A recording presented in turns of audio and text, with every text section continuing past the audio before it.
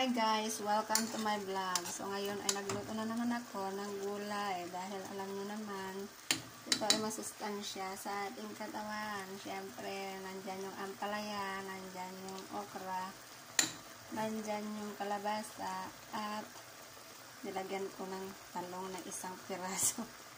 At meron tayong gabi yan.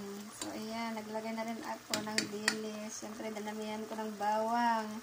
Dinamihan ko na rin ng sibuyas para masarap. At siyempre, ano pang pampasarap dyan? Nilagyan ko siyempre ng asin at bagoong.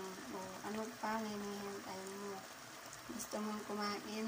Siyempre, magluto ka ng masarap na kanin. Ayan yung kanin. Hindi ka mabubusog kung walang kanin talaga ang iyong niluto. Siyempre, tayong mga Pilipino, kailangan natin kumain ng kanin everyday.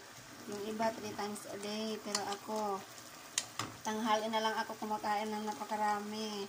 Minsan, pag may sobra sa umaga, kakain na rin ako ng umaga. Pero mas umaga, ay kumakain ako ng tinapay kasi nasanay na ang aking tummy. So, ayan guys. Thank you so much for watching. Kapag gusto mong kumain. Ayan, nilagyan ko pala ito ng dilis. Wala kong ayan, dilis. Ang nilagay ko na maliliit na dilis talaga. Yung paglagay mo sa bunganga mo ay maliit lang talaga siya. Hindi yung dilis na malalaki. Ayan, tignan nyo kung gaano kaliliit yung dilis. Ipagkita ko sa inyo. Ganyan lang yung dilis, kaya masarap siya. So, thank you so much for watching. Have a nice day. Sana lahat ng mga naglalike sa aking mga video ay pagpalain kayo. Ayan, sana lahat ng mga videos ko ay panoorin ninyo. Maraming salamat. Kapag ikaw ay nanonood hanggang dito, abay, mag-comment ka para sa ganun. I-shoutout ko yung pangalan mo sa susunod na video ko. Maraming salamat ulit. Bye-bye. Have a nice day. And God bless ang iyong lingkod, G.